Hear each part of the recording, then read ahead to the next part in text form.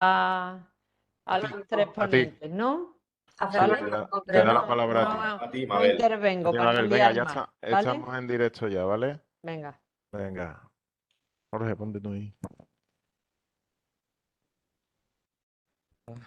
Dios mío de mi vida. Vale, pues listo. Hola, buenos días, se me escucha, ¿verdad? Sí. Perfecto, pues estamos ya en el aire, comenzamos con la jornada. Sí, sí.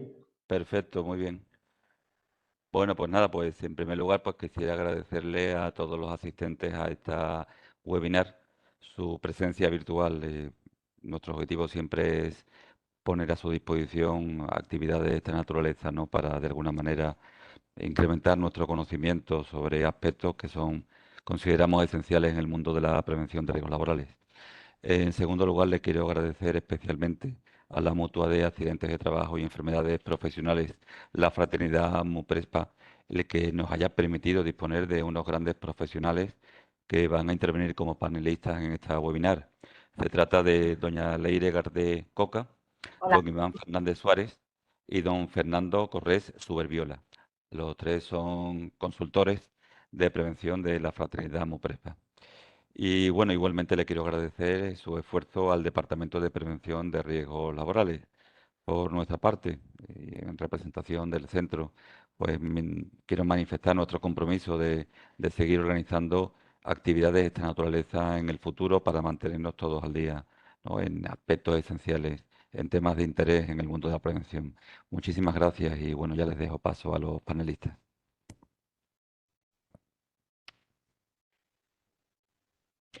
¿Paso yo?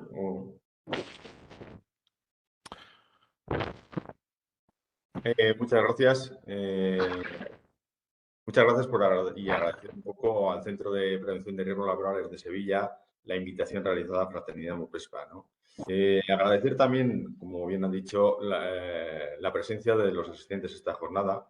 Jornada que pretende servir pues, de apoyo tanto a trabajadores como a las organizaciones en la toma de conciencia en aquellos aspectos como puede ser la salud mental en el trabajo, las emociones, la inteligencia emocional como herramientas en prevención de riesgos laborales, ¿no?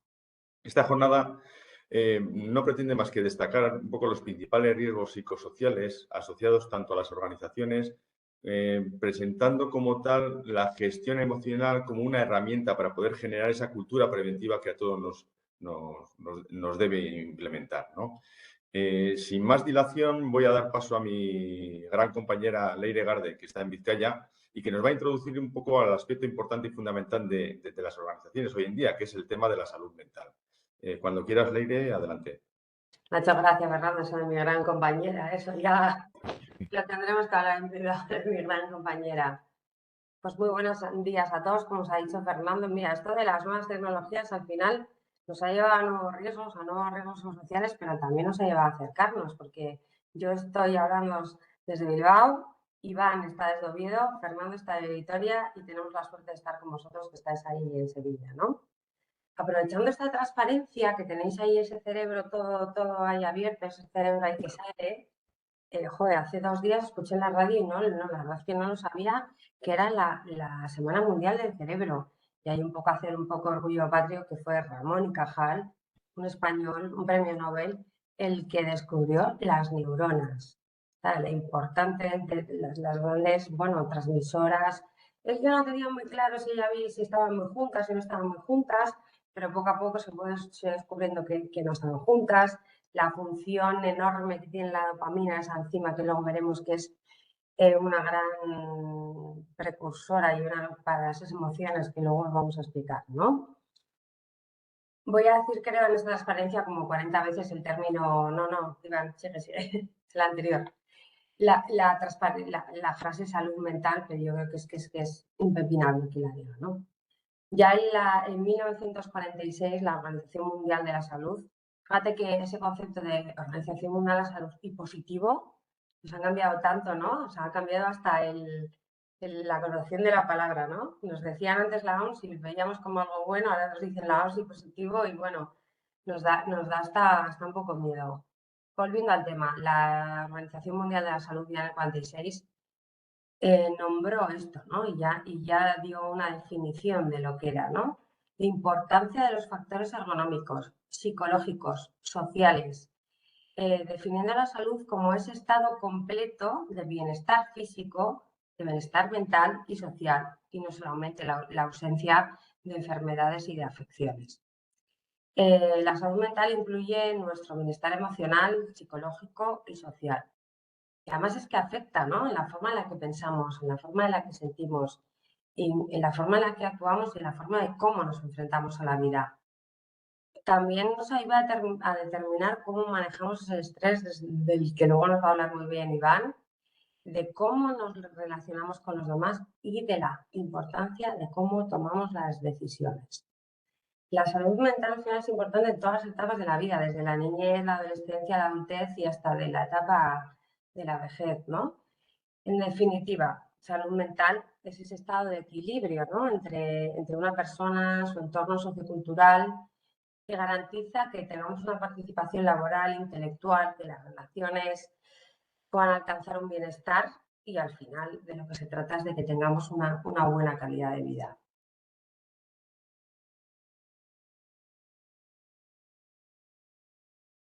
Por lo tanto, y vuelvo a mencionar el tema, ¿no?, hablamos de salud mental en el trabajo, al estado de equilibrio entre persona y su entorno laboral, que nos va a garantizar el bienestar en este ámbito, en el ámbito del trabajo. Estos riesgos de salud mental en el trabajo, los que los técnicos denominamos, y supongo que conocéis porque he visto un poco el perfil de los asistentes, denominados riesgos psicosociales, pues pueden estar relacionados tanto como el contenido del trabajo, como el horario del trabajo que tengamos, como las características de nuestro lugar de trabajo, nuestro entorno laboral, nuestras oportunidades de desarrollo profesional, las oportunidades que tengamos de promocionar y, muy importante, el estilo de liderazgo que haya en la empresa o en la organización. Los factores de riesgo psicosocial, al final lo que hacen referencias es a un conjunto de exigencias, ¿no?, y de características del medio ambiente del mismo, de las características de la organización, de la interacción entre las capacidades, de una situación personal, os he vuelto a decir, de esas expectativas que tengamos, si queremos promocionar o no, de actitudes y necesidades del trabajador. Y al final, si esto no tiene un equilibrio, lo que nos va a llevar es que incidan muy negativamente en nuestro estado de salud mental. Anteriormente no nos afectan, bueno, pues es que es verdad, y de hecho esta charla que os vamos a dar es por eso, porque ¿quién forma las organizaciones? Las personas. ¿Quién forma las empresas? Somos personas, y como personas sentimos y como personas tenemos emociones. Por eso todo esto le puede afectar de una manera o no a otra persona, de una manera mayor, es algo bastante objetivo, perdón, al revés, totalmente subjetivo cómo nos afectan a cada uno las emociones.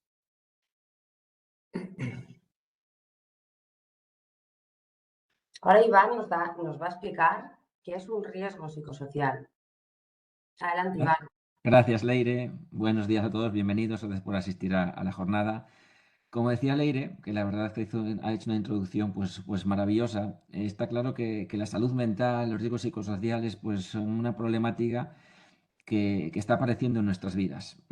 Aquí, pues muchos de nosotros somos técnicos de prevención, llevamos muchísimos años pues analizando riesgos, evaluando accidentes, investigando accidentes, y está claro que hemos ido dejando un poco de lado el aspecto psicosocial.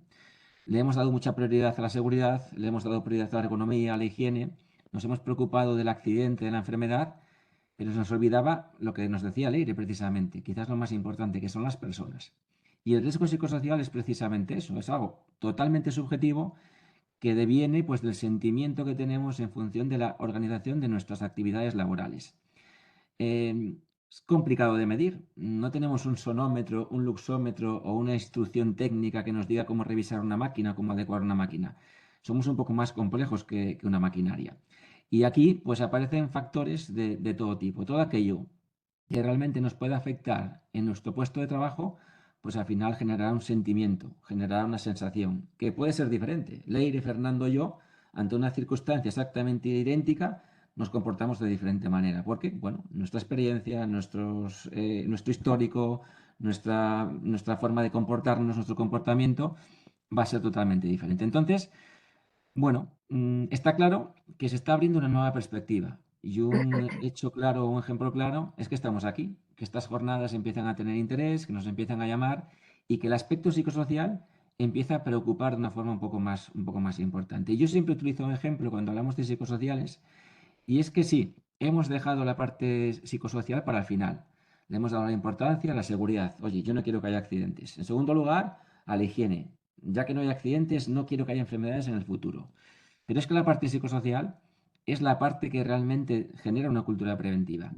¿Y cuántas veces un accidente no viene porque yo voy estresado a trabajar, no tengo concentración, conduzco peor porque tengo prisa, o no cumplo la norma de seguridad porque mi cabeza está desbordada con los problemas que tengo dentro de mi empresa? Entonces, la parte psicosocial puede influir en nuestro comportamiento y puede provocar accidentes, puede provocar problemas ergonómicos.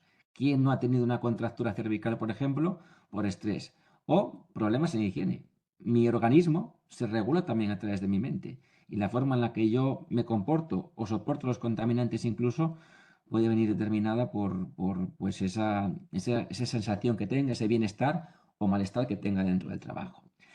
¿Qué es lo que ocurre aquí? ¿O por qué creemos que está habiendo este cambio tan importante? ¿Por qué le estamos empezando a dar peso al apartado psicosocial? Pues porque probablemente nos encontramos en el momento de la humanidad en el que los cambios son más veloces. Hace siglos bajamos de los árboles para convertirnos en humanos y ahora estamos subiéndonos a la nube. Parece que ya estamos totalmente digitalizados. Y es que los cambios son vertiginosos. Preparando la jornada hablaba con Leire Fernando de que si recordaban la marca Nokia. Todo el mundo conoce Nokia. Todo el mundo tuvo un 3310 de esos indestructibles. Pero si preguntamos ahora, nadie tiene un Nokia. ¿Por qué? Porque Nokia no fue capaz de actualizarse, no fue capaz de seguir las exigencias que Android, pantallas táctiles y demás han ido llegando, y el mejor producto del mercado prácticamente desapareció. Creo que ahora están empezando a fabricar celulares pues ya más con estas exigencias que nos han ido creando.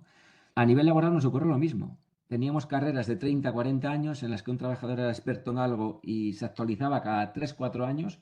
Hoy en día, de un año para otro, pues te llega una pandemia, hay un aislamiento, cambian las formas de comunicarse, cambian las formas de comportarse, y todo esto que tenemos en la izquierda, pues es una dinámica súper habitual. Las carreras laborales ahora son mucho más cambiantes, y quién no tiene que actualizarse en un año, en dos o incluso en meses.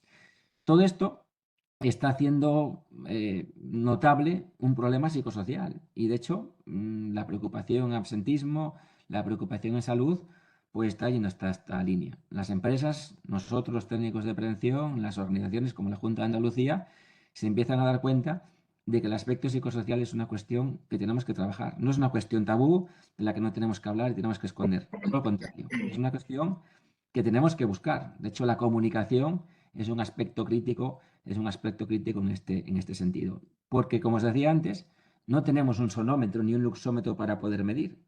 Tenemos que medir cómo se sienten las personas. Y para eso tenemos que comprender pues, cuáles son los síntomas o cuáles son las reacciones que puede tener una persona cuando su entorno laboral, sus condiciones psicosociales no son adecuadas. Y Fernando nos va a dar algunas pinceladas.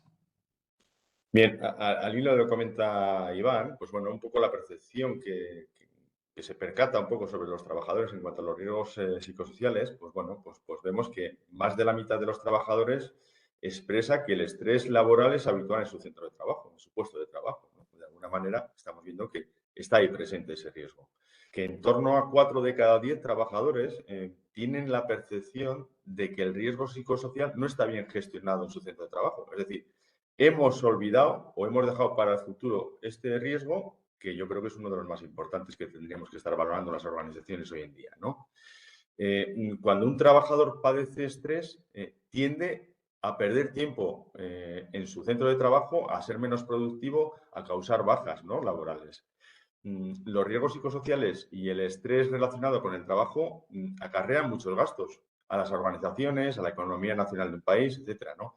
Para que nos hagamos una idea, en Europa los costes totales en cuanto a trastornos de salud mental, aquí está un poco trampa, ¿no? Están relacionados tanto los del trabajo como los del no trabajo, se estiman en 240 millones al año. O sea, estamos hablando de dinero, ¿no? Los riesgos psicosociales pues pueden evaluarse y gestionarse al igual que otros riesgos del puesto de trabajo. efectivamente, vamos a hacerlo, ¿no? La gestión del estrés y los riesgos psicosociales beneficia en primer lugar a la seguridad y a la salud del trabajador, que es lo que ha comentado Iván, así como los beneficios para las empresas, ¿no? Compensa los costes derivados de la aplicación de medidas correspondientes, etcétera, etcétera, ¿no? Y finalmente, pues el estrés es el segundo problema de salud relacionado con el trabajo que más se denuncia en Europa. Y junto a otros riesgos psicosociales, se cree que representa la causa de más de la mitad de las jornadas de trabajo perdidas. Estamos hablando de bastante dinero, como hemos dicho anteriormente. Siguiendo con un poco las causas de los riesgos psicosociales, pues bueno, pues podemos tener, ahí vemos un poco ciertos factores o causas que pueden estar agrupadas, ¿no? Podemos hablar de nuevas formas de contratación laboral, contratos precarios, subcontratación e inseguridad en el puesto de trabajo. Los trabajadores realizan las tareas más peligrosas, estos que están subcontratados son contrataciones más ruinosas, ¿no? En peores condiciones, reciben menor capacitación, formación, la falta de estabilidad laboral y contractual hace subir los niveles de estrés, de ansiedad del trabajador. Las fuertes exigencias emocionales en el trabajo, junto con un incremento del acoso psicológico y de la violencia, normalmente en ciertos sectores, como puede ser la asistencia sanitaria, la docencia, las residencias, etcétera, ¿no? El desequilibrio y el conflicto entre la vida laboral y personal, por falta de ajustes entre las condiciones de trabajo y la vida privada, los empleos precarios que hemos comentado anteriormente, con una excesiva carga de trabajo, horarios laborales variables o impredecibles, ¿no? No siempre tenemos una planificación. Pueden provocar conflictos entre nuestra vida privada y nuestra vida laboral, que eso afecta a la salud del trabajador, efectivamente, ¿no? Aburrimiento laboral, situación o estado de insatisfacción que podemos tener por parte de un trabajador en el que influyen tanto las características del puesto de trabajo como la percepción de ellos que tiene el profesional, ¿no? El presentismo laboral, muy de moda, acudir y estar presente en el puesto de trabajo, pero no producir como es debido. Muchas veces veremos con el tema del tecnoestrés que con la aparición de las nuevas tecnologías, ¿quién no está en su puesto de trabajo con su móvil al lado? Es decir, esas situaciones se están dando, ¿no? Situación de aislamiento provocado por las situaciones de crisis, de reducción de plantilla, de ajustes en las plantillas, que pueden derivar en sentimientos de aislamiento o de ansiedad por parte del trabajador, ¿no? El tecnoestrés, que nos hablará luego Iván sobre él, ¿no? Provocado por el uso desmesurado. ¿Quién no tiene un hijo? Yo tengo un hijo de 12 años que ya me está pidiendo el móvil. Pues hasta qué punto tenemos que ofrecer ya un móvil a una persona de 12 años que no está todavía preparada, ¿no? Yo entiendo que todavía Qué miedo da eso de un niño con 12 años con el móvil ya. Mucho, porque tengo el de 18 que está constantemente con el móvil, con lo cual ya tenemos el ejemplo, ¿no? Entonces, un mal ejemplo. Y finalmente, pues podríamos hablar también del envejecimiento de la población laboral activa, ¿no? El retraso en la edad de jubilación. Antes era 65, que realmente eran los 61 años. Ahora vamos ya a los 67 años, que no sé si va a ser a los 70, si vamos a tener jubilación. Es decir, la gente se hace más vulnerable cuanto mayor edad va cumpliendo, ¿no? La carga mental y emocional por las conductas muchas veces de discriminación y acoso que tenemos las personas que vamos cumpliendo edad, pues tiende a verse muchas veces obligados a jubilarnos de manera anticipada, que igual no estamos deseando esa situación. De alguna manera, esas pueden ser las causas. A partir de ahora vamos a ir viendo unas breves pinceladas de estas situaciones y le doy paso a Leire. Sí, yo a colección de lo que ha dicho Fernando, decir que es muy importante que sigamos evaluando que sigamos haciendo en las empresas evaluaciones de factores psicosociales. Muchas veces hay como miedo, se hacen estas evaluaciones in extremis, ante la denuncia de un trabajador, por inspección de trabajo, ante un requerimiento, y no hay que tenerle miedo a evaluar los riesgos psicosociales. Sé que es complicado, que es mucho más tangible y más fácil ver un riesgo de tal altura, riesgo de que me entre una viruta en el ojo, que lo vemos más tangible, pero si no ponemos remedio a estos riesgos psicosociales y luego no ponemos las medidas correctoras, vamos a tener mal a nuestra plantilla. Yo creo que es súper importante la evaluación de estos riesgos, ¿vale? Pero que también luego le demos de verdad y que la empresa se involucre en estas medidas correctoras. Vamos a ver primero uno de estos riesgos que nos ha comentado Fernando, así un poco por encima, el riesgo, uno de los riesgos sociales, que es la inseguridad laboral, ¿no? ¿Qué puede ser? Pues al final el trabajador lo que presenta es un miedo, ¿no? Bien por la amenaza que tienen los empleados ante la posibilidad de continuar ocupando puestos de trabajo y de que estos empleos también sean precarios. La inseguridad laboral, la verdad que tiene tres diferentes factores. Uno, que los salarios sean bajos, que nos impidan satisfacer nuestras necesidades básicas o de voy a trabajar pero no me cunde luego para mi vida, ¿no? Esa sensación de frustración que podemos tener todos a veces, provocando al final una situación de estrés, ¿no?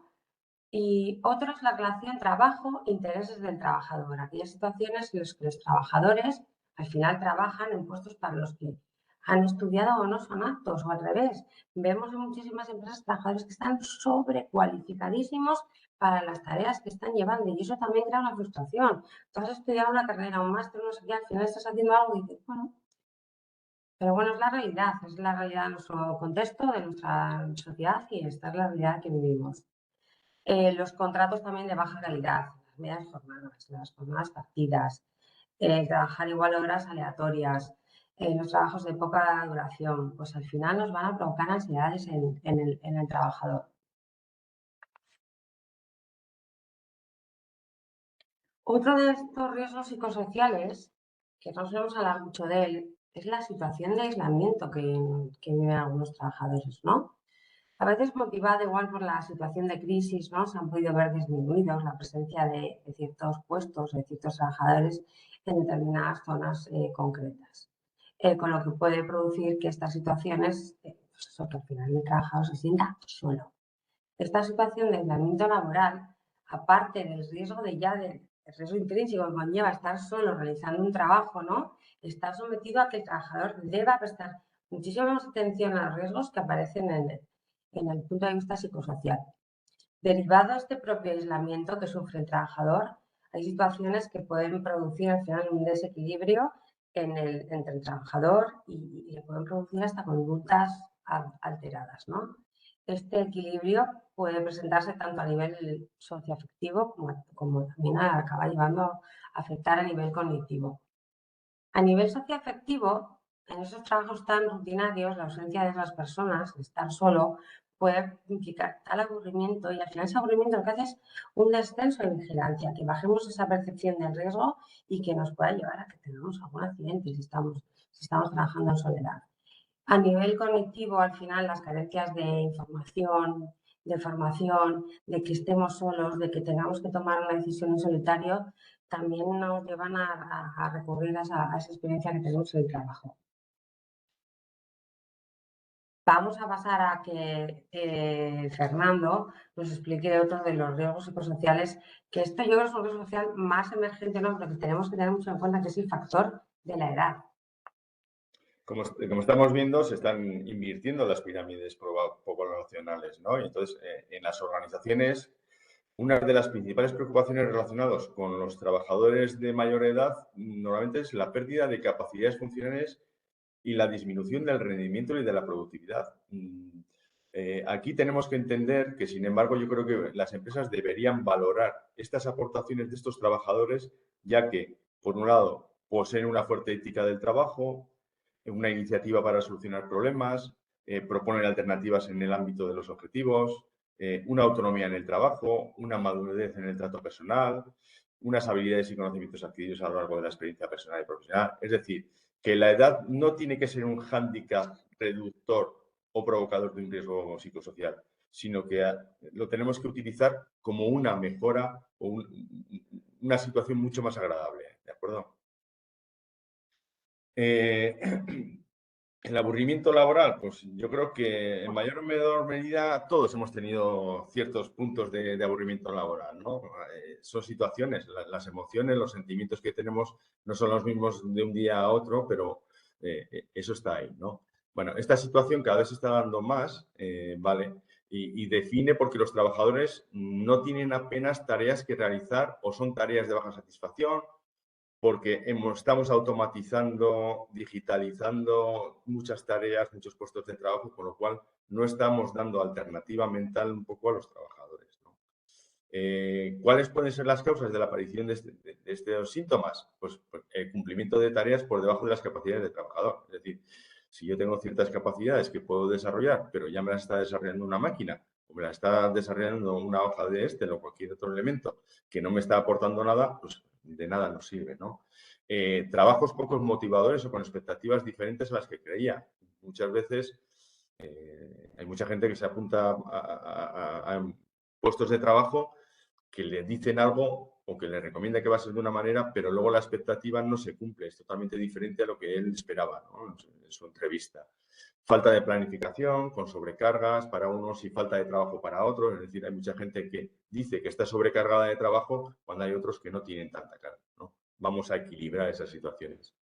Acaparamiento de tareas motivadoras por parte de unos, es decir, siempre en las organizaciones hay gente que quiere acaparar ciertas trabajos que son más elegantes, por así decirlo, ¿no? De más reconocimiento que otros, ¿no? Realización de tareas monótonas y repetitivas. Esto viene un poco al hilo también tema de la automatización, ¿no? El estilo de liderazgo que impide al trabajador participar o desarrollar sus potenciales. Aquí es muy importante que el mando, el director, el responsable, aupe a la gente para que pueda no aburrirse del trabajo, ¿no? Imposibilidad de ascenso o aumento de salario, sobrecualificación en conocimientos o experiencias sobre la tarea a desarrollar, es decir, de alguna manera esta situación de aburrimiento se está dando en las empresas. Al hilo de esta situación de aburrimiento viene el desencadenante de otra situación que se está dando, que es el presentismo laboral, ¿vale? El presentismo laboral no es más que un problema más, es un problema importante a los que hacer frente las empresas hoy en día. Las condiciones laborales de muchos empleados han cambiado y el miedo a perder el trabajo puede llevar a muchos trabajadores a aguantar en su puesto de trabajo aunque no tengan tareas que realizar, pasar el tiempo porque no están motivados o porque están disgustados, ¿vale? El presentismo laboral se define como comportamiento de los trabajadores que acuden regularmente a su puesto de trabajo, pero que o bien no hacen lo que tienen que hacer o bien descargan su trabajo en actividades propias suyas, ¿no? ¿Esto se está dando? Sí, cada vez lo vemos más. Yo voy a empresas, hablo con muchos empresarios y el porcentaje de gente que va pero no produce está aumentando. Tenemos que valorar esta situación y hacernos pie a ver de por qué es, ¿no? Doy paso a Iván, que nos va a hablar sobre los tres factores importantes. Que creo que todos nos sentimos identificados. Aquí nos va a apoyar Juan, nos va a enviar una pequeña encuesta en la que os preguntamos pues, el número de horas diarias que os pasáis mirando una pantalla, incluyendo lo laboral, lo personal, televisión, tablet, ordenador, para hacer un pequeño estudio. Y mientras tanto, os voy a contar una anécdota que me ha ocurrido hace unas semanas. La verdad es que cuando hablamos de Tecnoestrés, yo creo que todos nos hemos sentido identificados con situaciones en las que uno se ve pues torpe o se ve que no es hábil en el manejo de este tipo de herramientas. Hace unas semanas estaba whatsappeando con mi sobrino que tiene 15 años. También, claro, es todo tecnificación, es todo manejo, dominio de las redes. Y yo al terminar le mandé pues el típico emoji de ok o una sonrisa, no me acuerdo. Y me dijo, Iván, ya me estás padreando. Y yo, ¿qué es eso? No entiendo qué es eso de padrear.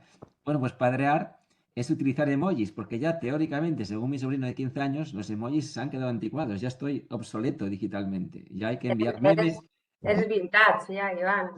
Ya, debe ser. Pues yo en ese momento me sentí como torpe, me sentí como, bueno, ya este chiquillo de 15 años está muy por delante de mí en cuanto al manejo de los elementos digitales, en cuanto al manejo de las herramientas digitales.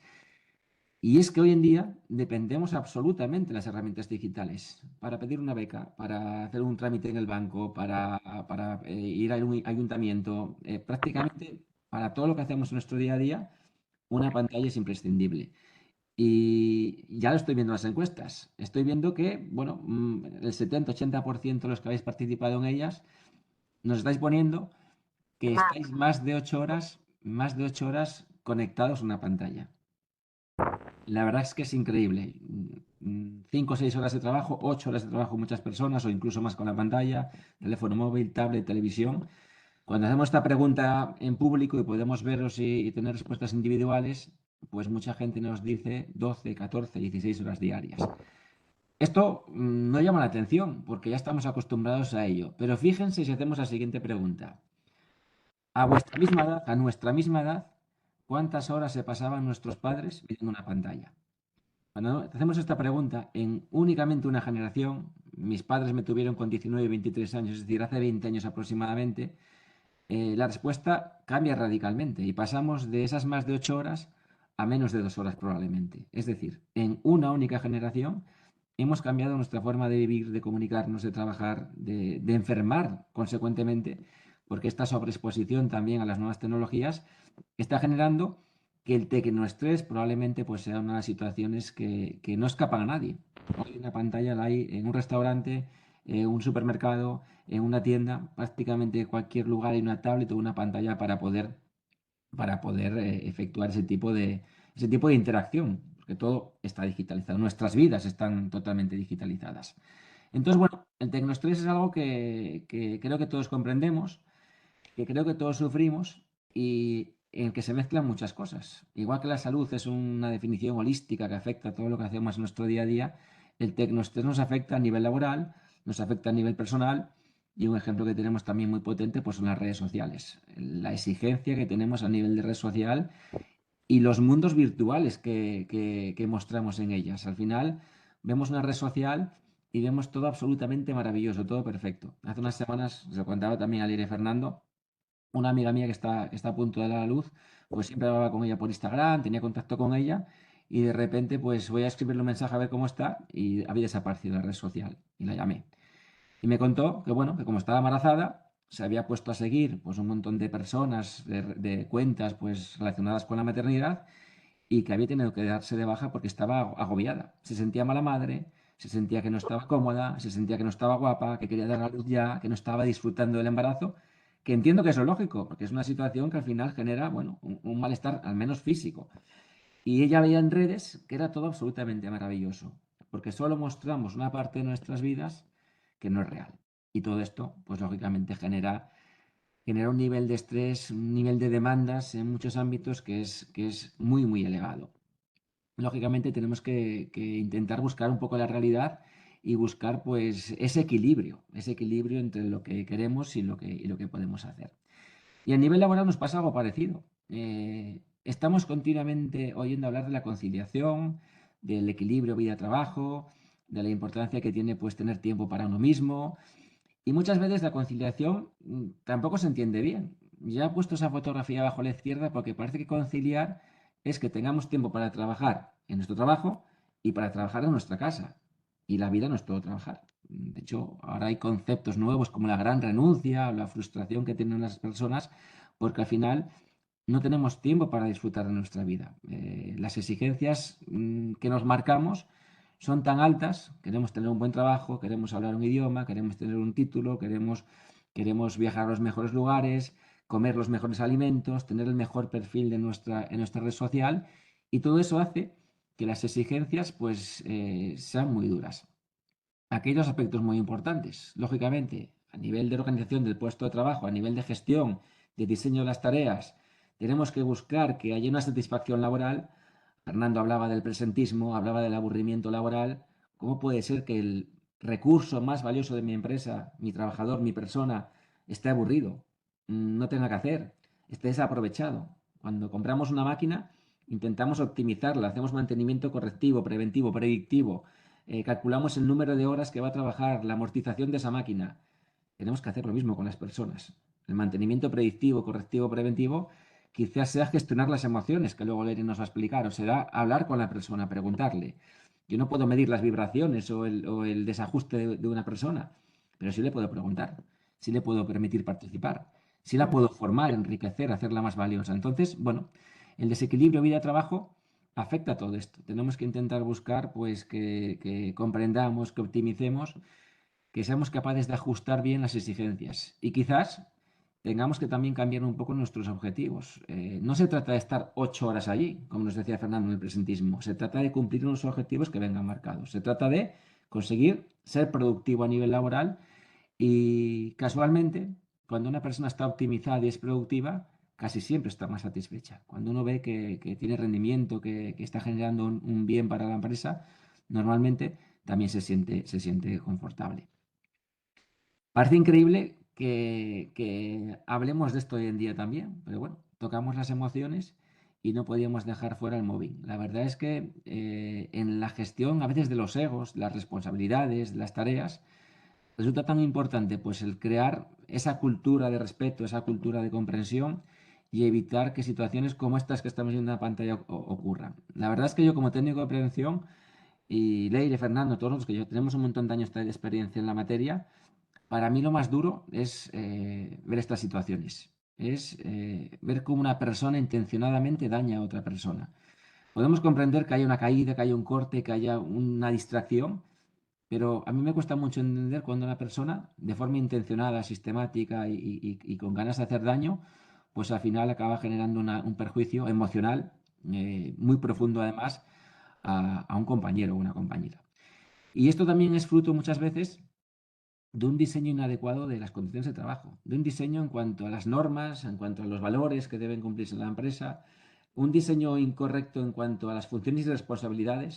ISO 45001, que es nuestra norma referente en SST, pues al final insiste mucho en este aspecto, en que estén clarísimos los límites, que estén clarísimos pues las funciones de cada uno y que esas líneas grises en las que no se sepa qué decisión hay que tomar o quién la tiene que tomar, que se clarifiquen. Si cada uno tiene claro su rol, si cada uno tiene claro cuáles son sus objetivos, sus funciones, sus responsabilidades, si el trabajo en equipo, la comunicación, la participación, que son variables totalmente psicosociales, entran dentro de la empresa, pues estaremos haciéndolo bien.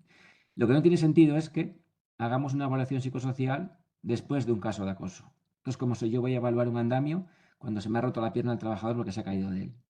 Cuando ya tiene un accidente grave, claro. Exacto. Yo tendré que revisar el andamio antes de que se me suba la persona y tendré que hacer una evaluación psicosocial antes de que aparezca este conflicto o en la generación del mismo, que el conflicto también es algo normal, ¿eh? El conflicto es algo lógico en cualquier relación. Discutimos con los que más queremos, pues es algo perfectamente comprensible. A veces discutimos más con los que más queremos, precisamente. Sí.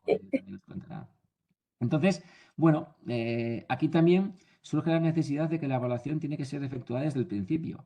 No voy a evaluar psicosociales, como decía Fernando y Leire antes, porque me lo pide Inspección de Trabajo, porque he tenido una denuncia de acoso o porque tengo los trabajadores ya así, por los suelos, que ya no producen, que están totalmente quemados y que los he arruinado. No, tengo que empezar a evaluar desde el principio.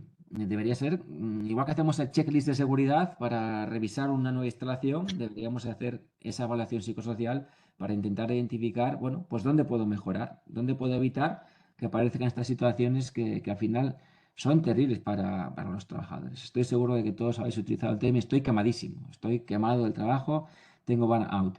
Bueno, pues el síndrome de estar quemado hace referencia, pues una situación en la que el estrés se ha desbordado. El estrés es algo lógico, es algo habitual, hablábamos del tecnoestrés anteriormente, y el estrés no tiene por qué ser tampoco negativo. De hecho, yo siempre pongo el ejemplo de que si recordamos el momento más feliz de nuestras vidas, el nacimiento de un hijo, pues una boda, una defensa de un trabajo final o de una tesis doctoral, son momentos que recordamos toda la vida como maravillosos, pero no es que el nivel de estrés es máximo, porque el estrés nos ayuda a sobrevivir, el fight or flight, el lucha o huye. Es un estado de activación muy por encima de la media que nos permite reaccionar a esa amenaza. Si la gacela no se estresa cuando ve el león, ya sabemos cómo acaba la serie. El león se la va a zampar. Entonces, el estrés nos activa. ¿Qué ocurre? Que el estrés, bueno, es una sobreexcitación de nuestro sistema nervioso. Entonces, en un momento determinado, la gacela se le ponen los pelos de punta y corre muy rápido. Pero no puede estar así toda la vida, porque al final se va a lesionar, va a tener un daño. Y yo siempre me gusta hacer un ejemplo en el que trasposamos un poco lo psíquico a lo físico, porque parece que lo mental nos cuesta mucho entender, pero lo físico lo entendemos fenomenal. Un atleta de élite, de cualquier deporte, el que más os guste, el que veis habitualmente o el que practiquéis, si se entrena un día, pues puede tener una rotura de fibras, una pequeña contractura muscular, bueno, una lesión física leve. Al final, me he pasado hoy, estoy sobrecargado, tengo que descansar 2 o 3 días y ya está, me recupero. Eso es el estrés. El estrés me activa en un momento puntual, me puede generar una contractura, una pequeña lesión, sin más. En cuanto yo me tranquilizo, una semana de vacaciones, os ha pasado la auditoría, el examen o la videoconferencia, yo me quedo tranquilo. Y es más, me quedo con una sensación de satisfacción. Oye, hemos superado la auditoría, me siento bien, me siento súper a gusto porque he dado mucho de mí, me he esforzado mucho. Igual que cuando alguien se entrena muy fuerte, pues se siente bien porque lo ha hecho bien. Cuando el atleta se entrena durante 6 meses de forma incorrecta, sobrepasando sus capacidades, sin planificación, sin descanso, ¿qué le ocurre al atleta? Lesión grave. El descanso no le va a revertir. Ha tenido una rotura, una lesión de ligamentos, algo que ya demanda una intervención quirúrgica y una recuperación de largo plazo. El síndrome de estar quemado es exactamente igual. Yo he estado desbordado muchos meses por encima de mis capacidades y mi mente se lesiona, mi mente se daña. Exactamente igual que mi rodilla, mi ligamento o mi músculo. La mente tiene una lesión que aunque yo me vaya de vacaciones, no va a tener recuperación. Demando tratamiento médico. En lugar del traumatólogo o el fisioterapeuta, pues me hará falta el psicólogo o el psiquiatra, depende de la gravedad. Entonces, tenemos que comprender que no podemos ir por encima de nuestras capacidades, salvo momentos muy puntuales. Y además, las empresas tienen que comprender que esto es gravísimo para la empresa. No porque se dañe una persona, no. Es porque estoy dañando a una de mis mejores personas. Porque el que se quema es una persona que se sobreimplica, que quiere ser productivo, que hace un esfuerzo muy grande porque quiere seguir dando cosas, dando beneficios a la empresa.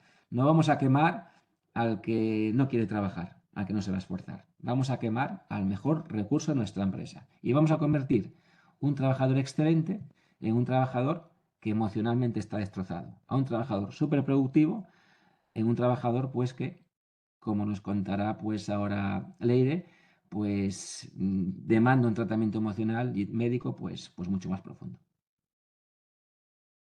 Bueno, pues vamos a empezar. ¿Quién no ha visto esta película de Pixar? O sea, yo creo que este slide, yo creo que desde que íbamos hablando de esto, Fernando, Iván y yo empezamos a hacer webinars juntos después del COVID con una ponencia que se llama El impacto emocional, sobre todo de cómo se había afectado tanto a nivel personal como a los trabajadores, ¿no? Y lo primero que hay que empezar, después de que ya hemos visto los factores psicosociales de las causas, es de que entendamos un poquito, aunque sea por encima, qué son las emociones, ¿no? Es algo... No me la pases. Vuelve. Perdón. Vuelve. Que, bueno, y al final esta película de Pixar, que esta gente la verdad que son unos genios, ¿no? Porque hace algo tan intangible como pues una emoción, ¿no?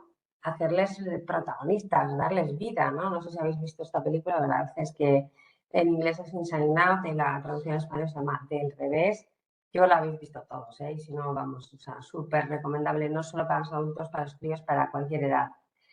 Vamos a definir primero qué es una emoción, porque al final la emoción, ¿qué es? Pues es una respuesta totalmente fisiológica y además muy específica, en la que va a generarnos unos cambios en nuestra actividad mental y en nuestra actividad en la atención también. Depende mucho de nuestras experiencias subjetivas, de lo que ya hemos vivido, de ese bagaje que tengamos. Así como va a influir, claro, en un indicador no verbal. La emoción también supone gestos corporales o expresiones faciales. Y algo muy importante, las emociones son universales. Voy a sentir yo lo mismo de tener emoción yo, que vosotros que estáis en Sevilla, que un señor de Japón. Son iguales en todas las culturas, todos sentimos las emociones, ¿vale? Tenemos estas 3 emociones primarias, que además, por eso pongo este slide de la película porque las describe súper bien, que son el miedo, la ira, el asco, la alegría y la tristeza, ¿no? Todas ellas cumplen una función muy específica dentro de nuestro comportamiento. La alegría al final se encarga de que las vivencias y nuestros recuerdos pues, ¿no? sean felices. La ira, que luego os hablaré más de ella, que para mí es una de las emociones más difíciles de sujetar, más difíciles de regular, pero luego hablaremos un poco de lo que es la inteligencia emocional, de cómo nos tenemos que autorregular esas emociones. La ira sí que se encarga de buscar una justicia. El asco, que en esta película está representado por esta protagonista, que es el brócoli, a mí no me gusta el brócoli, no por el color, pero al final el asco también es un prevencionista, también nos ayuda pues, a no intoxicarnos de una manera, tanto no intoxicarnos pues de algo de un alimento mal, o a no intoxicarnos ni físicamente ni socialmente. El asco, el desagrado, como lo queramos llamar, y el miedo. ¿Qué vamos a decir del miedo? Ya lo ha dicho Iván, nos esté persiguiendo a la cela, que vamos a hacer correr. El miedo es el gran prevencionista de todas las emociones, ¿no? Se ha encargado de la seguridad. Y luego tenemos la tristeza, que yo creo que es una de las emociones posiblemente más marginadas, pero yo creo la más necesaria también, porque la tristeza al final, ¿qué hace? Se hace cargo de nuestros problemas, ¿no? Vamos a lograr transmitir lo que estamos sintiéndonos, nos vamos a enfrentar a esa situación. Oye, y el hecho de que nos sintamos mal por un momento, el hecho de que alguien tenga que llorar en un momento igual, no pasa nada. Además, es que nos va a servir, la tristeza es una gran maestra, es una gran pedagógica, que nos va a enseñar, ¿no? Luego en el futuro a poder solucionar muchas cosas o poder solucionar otra circunstancia, a reconocerla. Estar triste es normal, ¿no? Y corriente, ya os he dicho, ¿no? Que puede ser un estado totalmente transitorio, al igual que otras emociones, que no tiene que ser para nada estigmatizada la tristeza, a no ser que, sí que ya, ahí me puedo apoyar un poco en Iván, que estemos siempre tristes o estemos siempre felices o vivamos con miedo, que eso ya deberíamos acudir evidentemente a un especialista, a un psicólogo o a un psiquiatra. El hecho de que nosotros reconozcamos nuestras propias emociones y que las gestionemos y que seamos capaces de comprenderlas, pues por eso, porque cada emoción es importante, ya que su desarrollo y las respuestas que nos van a despertar van a incidir tanto en nuestra identidad, en la relación que tenemos con los demás y en nosotros mismos. Y ahora sí que vamos a dar paso, y yo no puedo dejar de mencionar a este hombre, ¿no? Que es Daniel Goleman, que es el precursor un poco de esto de la inteligencia emocional, psicólogo, periodista, escritor, divulgador científico, que se hizo, ya sabéis, súper famoso con este libro que era de inteligencia emocional. Vamos a hablar de qué funciones tienen las emociones. Pues tienen tres principales funciones. Una es adaptativa, como hemos dicho, el miedo, nos van a preparar el organismo para la acción. Otra es una función social, comunican nuestro estado de ánimo. Y una motivacional, que luego la vamos a explicar más adelante, ¿no? Porque el que yo esté alegre me va a facilitar a que yo haga tal conducta, me va a facilitar a que yo haga otras cosas, me va a facilitar una relación personal. Muy básico, hay tipos de emociones. Normalmente los psicólogos, los psiquiatras las definen así, de primarias, secundarias y luego ciertas emociones sociales. Las primarias les he explicado, miedo, ira, tristeza, asco, alegría.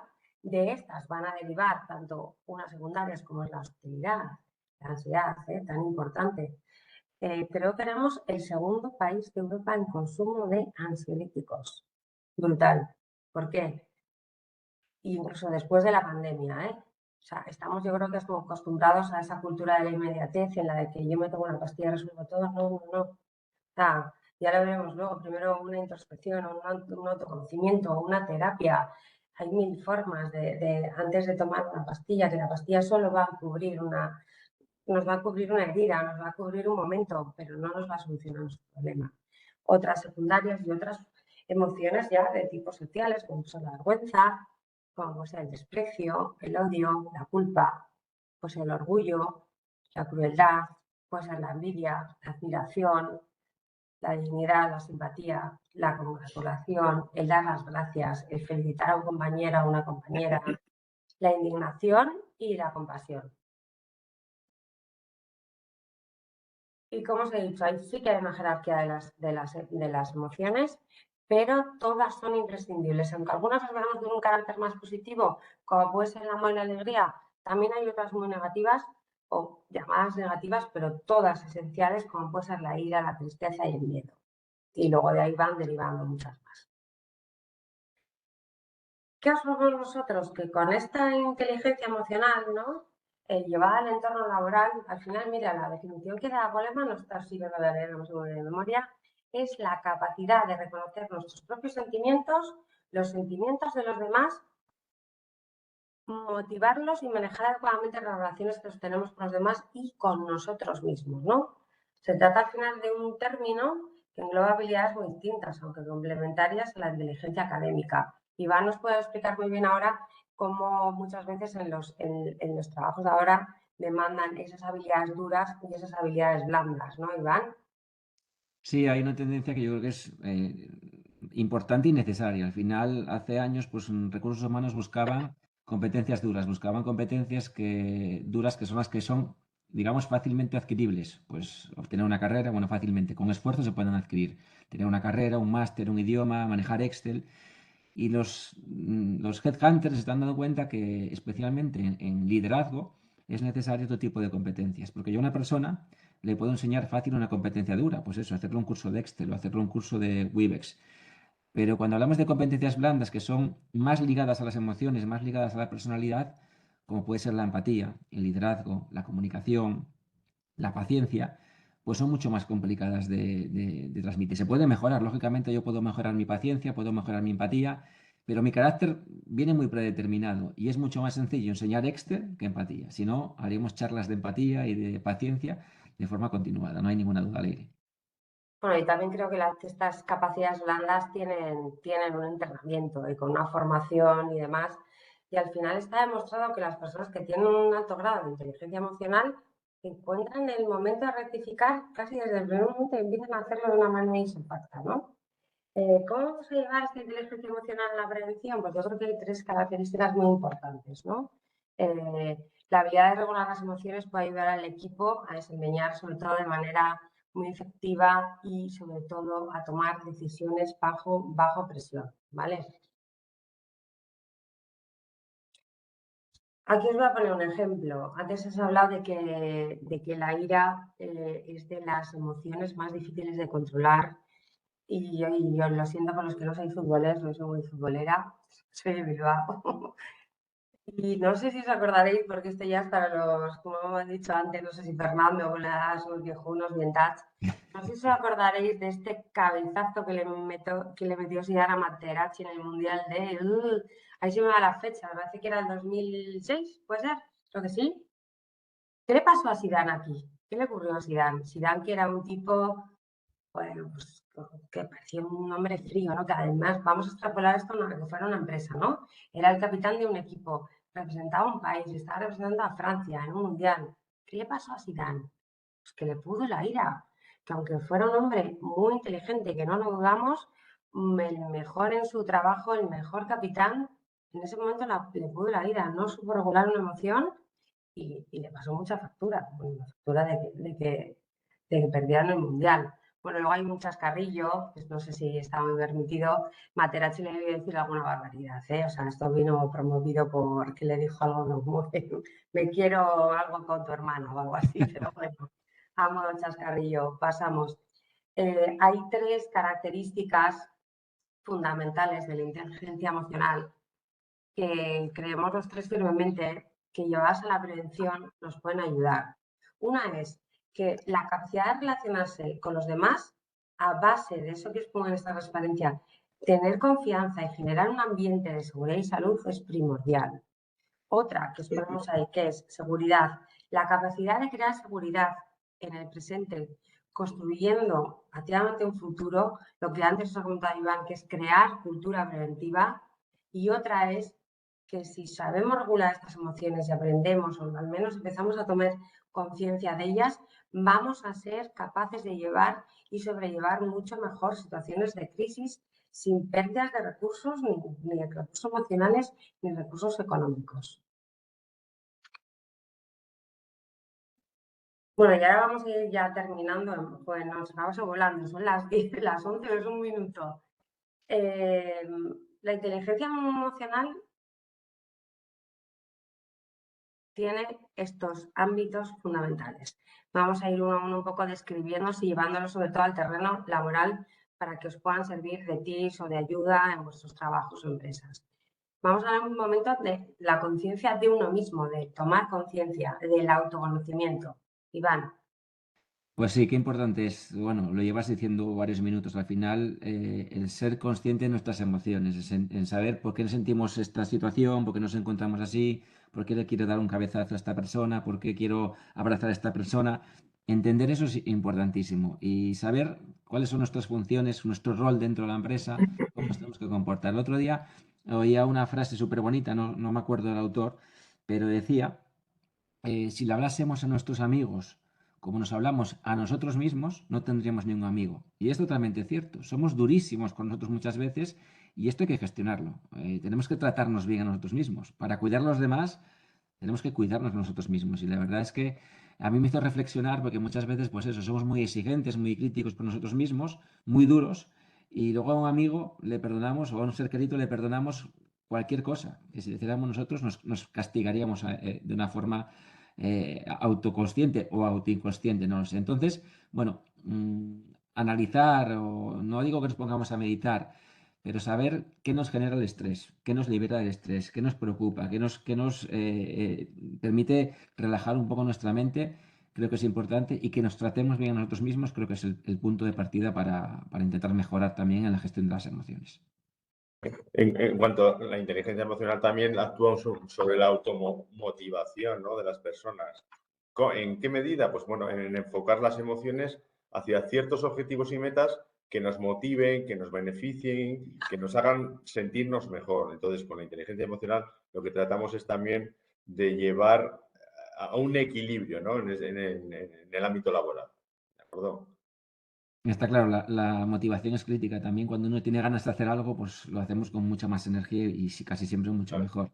Y luego está la empatía, que también es un aspecto importantísimo. Igual que nos tenemos que tratar bien a nosotros mismos, nos tenemos que poner en el lugar de otros. Hay veces que pedimos cosas a compañeros que ni siquiera sabemos lo que suponen para ellos. A mí me gusta mucho cuando la empresa hace esas típicas cambios de hoy vas a ver lo que hace tu compañero, vamos a hacer un cambio de puesto, que comprendan bien lo que hay que hacer. Hace unos meses me tocó una gran empresa de supermercados en la que todos los directivos que entran en ese supermercado pasan por la tienda, van a limpiar un pollo, van a limpiar un pescado, van a la caja a atender al personal, porque igual llega un director de comunicación y nunca ha estado trabajando en un supermercado y al final el que maneja el supermercado es el que está en caja, en sección y demás. Entonces, bueno, ponernos en el lugar de otro es crítico en la cultura preventiva, en la comunicación, en generar una empatía que realmente permita que nos tratemos bien en el puesto de trabajo, que haya un buen ambiente, que es clave en el aspecto relacional, que es lo que continuamos comentando.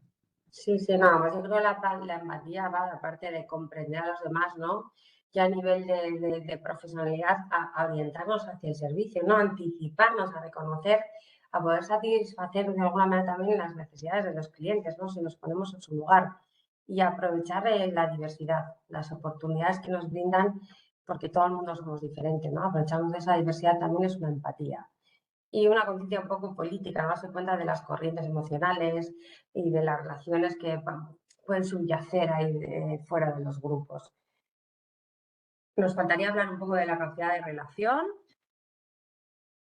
Nada, que es crítica. Al final hablamos de relaciones psicosociales, hablamos de psicosocial. La parte social está íntimamente ligada pues, al aspecto psicosocial. Entonces, cuidar esas relaciones, marcar patrones, marcar líneas rojas también de comportamiento es crítico también en el diseño de esa cultura. La cultura es algo totalmente social, es algo relacional. Por lo tanto, tenemos que trabajar un poco también en esto. A veces las culturas son innatas en las empresas, pero podemos ir modificándolas, podemos ir regulándolas, podemos hacer que los comportamientos vayan hacia el lugar al que queremos. Y tenemos grandes referentes. Hay empresas que tienen una cultura preventiva de gran cumplimiento y otras que es más laxa. Bueno, trabajar en ello yo creo que es un aspecto importantísimo de cualquier empresa.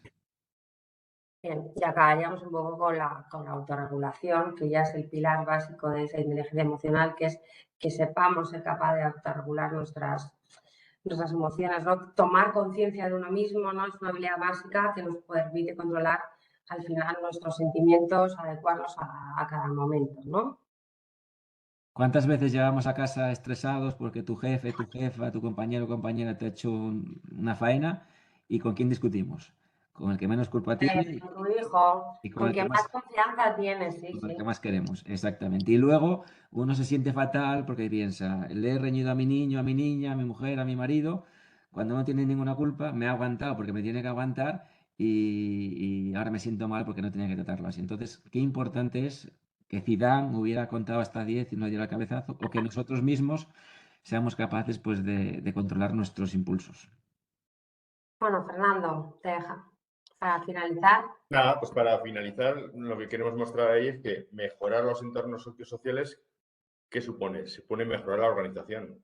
Claro, es decir, tenemos que mejorar sentimentalmente, vamos a hablar, ¿no?, el tema de las emociones, porque de esta manera nos vamos a hacer mucho más humanos y vamos a conseguir que de alguna manera todos confluyamos en el mismo objetivo, que es que la empresa vaya hacia adelante, que andemos con seguridad, que reduzcamos la siniestralidad, que reduzcamos el estrés, que reduzcamos todos aquellos ámbitos que son perjudiciales para la seguridad y la salud de los trabajadores.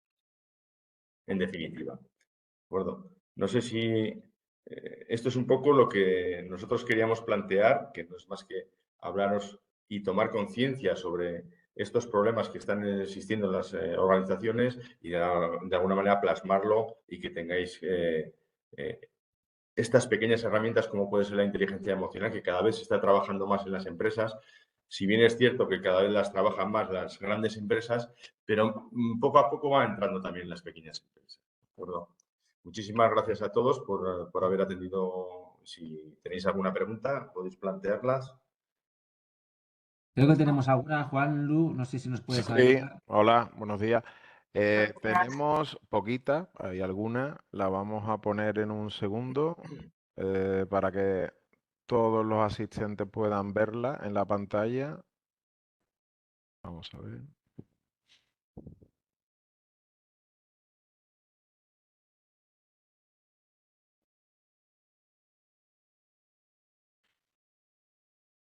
Esto por aquí.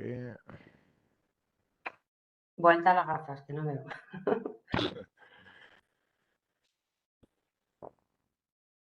Vale, la primera de ellas me imagino que aparece ahí en pantalla. ¿Y qué hacer cuando estás quemado para recuperar tu normalidad? Pregunta difícil, ¿eh? Nada, no, muy fácil, muy Pues fácil. bueno, Muy fácil, porque al final estar quemado es una enfermedad.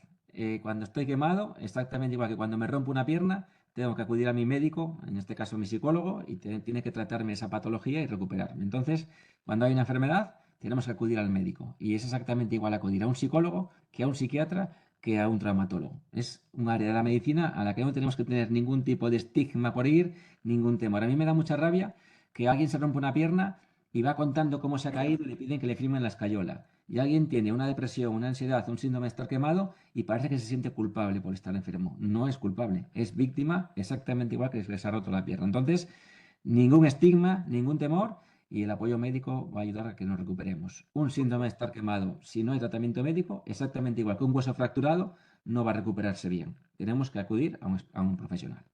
sí, quitar ese estigma, de que ir al psicólogo debería ser y como ir al dentista, como las mujeres ir al ginecólogo, de verdad. Todos en algún momento de nuestras vidas necesitamos que nos den un enfoque o que emociones que estamos sintiendo estén un poco descontroladas, nos ubiquen y muy importante que nos escuchen. O sea, ya os lo he dicho, es una patología igual que otra, igual que Muy otra. bien. Muy bien, pues pasamos a la siguiente. La RLT de mi organización ha propuesto, ante la falta de confianza en la evaluación de riesgos psicosociales, la certificación de la misma mediante la norma ISO 45003. ¿Qué opinión tienen al respecto? Bueno, está muy bien, pero habría que preguntarse por qué hay falta de confianza en la evaluación de riesgos psicosociales. Claro, si ya tenemos falta de confianza en la evaluación de riesgos psicosociales, da igual que implantes una ISO que 2, que 3, que 4. Es decir, Es verdad. lo importante es ver por qué falta la confianza en esa evaluación de riesgos, porque es que no debería faltar esa confianza. Eso quiere decir que en el ambiente hay algo que nos está diciendo que lo que vayamos a hacer no se va a llevar a efecto. No, y que la certificación no lo va a solucionar, No seguramente. lo soluciona. Por eso digo.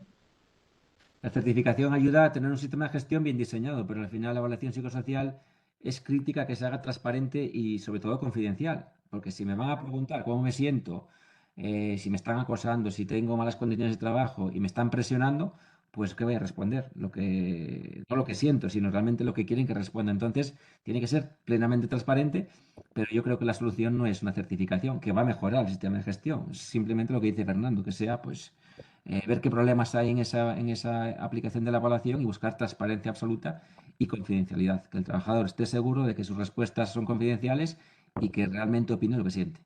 Sí, es sencillo. Y al final sí que hacemos una evaluación de riesgos sociales y salen ciertas cosas que hay que cambiar, o riesgo de, imagínate, del móvil, de los de acoso, lo que sea, y luego no se ponen las medidas preventivas, esas medidas correctoras, nos quedamos igual, como si no hubiéramos hecho nada, nos da igual lo que dice Fernando, hacer la ISO 45001, tener todas las cosas que ha habido en el mundo por haber, no. Es hay que coger esa evaluación de riesgos y hacer algo con ella. Hemos evaluado el riesgo, pero luego ¿qué? Tenemos que hacer algo con lo que nos ha salido. Es súper importante interpretar muy bien esas evaluaciones y luego trabajar con ellas. Muy bien, pues pasamos a creo que la última, porque son casi las 11:15. ¿Tenéis estudios realizados sobre riesgos psicosociales en personas con discapacidad y mujeres víctimas de violencia de género? Nosotros en la entidad como tal no tenemos ningún estudio. O sea, los estudios que hay son sobre riesgos psicosociales en términos generales. Que muchas Ahora, veces, hay que tener en cuenta además que la evaluación psicosocial es confidencial. Es decir, yo no puedo distinguir si una persona ha tenido una violencia de género o tiene una discapacidad porque estaría revelando su identidad. Entonces, no podríamos, con las herramientas que hay actualmente, una evaluación psicosocial tiene que garantizar que sea totalmente confidencial. Entonces, ahí es complicado hacer un estudio de ese tipo, que lógicamente yo entiendo la pregunta, tiene implicaciones, porque al final podemos considerar que es una persona especialmente sensible porque tiene una sensible. dificultad añadida. Pero claro, la confidencialidad es crítica, porque para preguntarle a alguien cómo se siente, tiene que sentirse libre para responder. Y claro, marcar estas variables sería identificar a personas. Muy bien, si os parece, no sé si vais a dejar el correo electrónico para que os puedan consultar Sí. vía correo electrónico. Bueno, pues en este caso, vale, están ahí. Ahí los tenéis. Estupendo. Pues nada, lo tenéis ahí. Em, sí que como ya nos hemos pasado un pelín en el tiempo que teníamos previsto para la webinar, pues lo vamos a dejar aquí y yo voy a dar paso con Mabel, que está ahí un poquito apurada porque hace un ratillo ha salido estirando un poco la musculatura en el vídeo y no pasa nada. Eso es bueno. Claro que sí. Claro, hay que estirar. Mabel, te doy audio, un segundo que te dé Sí, ahora ahora. ya, y cierras tú si Lo quieres. primero, agradecer a los tres intervinientes que me ha encantado. Ha sido una jornada muy sustanciosa. Hemos tenido que ir, lógicamente, por materias fundamentales muy a prisa, pero creo que habéis hecho un barrido fantástico y que os emplazo a que sigáis colaborando con este centro, porque entiendo que la temática de salud mental es fundamental y tenemos que seguir profundizando y sensibilizándonos con ella, pero como el pilar básico de la prevención de riesgos. Entonces, seguiremos contando con vosotros. Agradeceros de verdad a todos los que estáis ahí al otro lado también conectados. Pedir disculpas por mi despiste, soy una torpe en las tecnologías y yo necesito moverme, es que mi cuerpo necesita movilidad. Y estoy desde las 7 de la mañana aquí sentada y aprovechando que estaba muy a gusto escuchando la sesión y que estaba aquí en mi despacho pensando que nadie más me veía, he hecho un poquito de estiramiento, lo cual estoy también convencida de que es necesario, es el bienestar y la salud del trabajador en cuanto a la mente y al cuerpo, y a veces pues lo compagino. Y entonces cuando me han dicho que estaba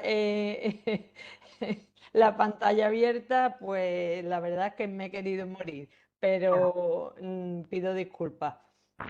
Y bueno, lo dicho, millón de gracias a Fraternidad Muprespa. Creo que la colaboración con esta mutua siempre ha sido estupenda.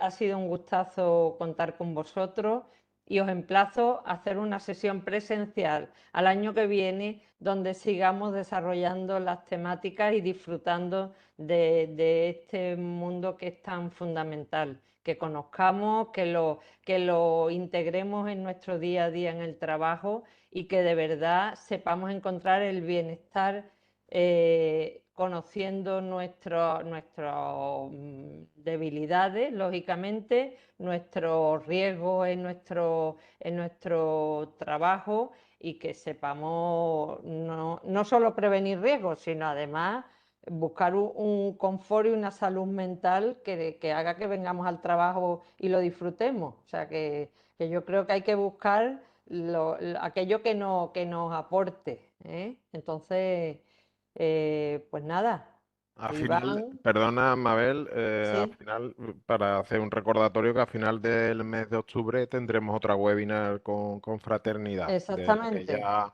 informaremos Sí, a muy interesante además eso y es. que Que no ya, vamos, no son ellos, son otros, pero que tendremos a Fraternidad también con nosotros. sí, sí, sí, sí. Y de todas maneras, vamos, que seguiremos. Esta va a ser la que tenemos es webinar también, pero vamos a intentar compaginar la presencialidad con la distancia porque creemos que es mucho más completo y que podemos hacerlo así. Bueno, pues Iván, Fernando, Leire, millón de gracias. A ti, A vosotros. Muchas Muchas gracias. Venga, hasta la ojalá próxima. nos Hasta la llevéis a próxima. Sevilla en cuanto Venga, estéis un Agur. abrazo Ha sido fuerte. Muchísimas un placer. gracias. Adiós, Hasta un luego. saludo adiós. a todos. Adiós. Hasta luego.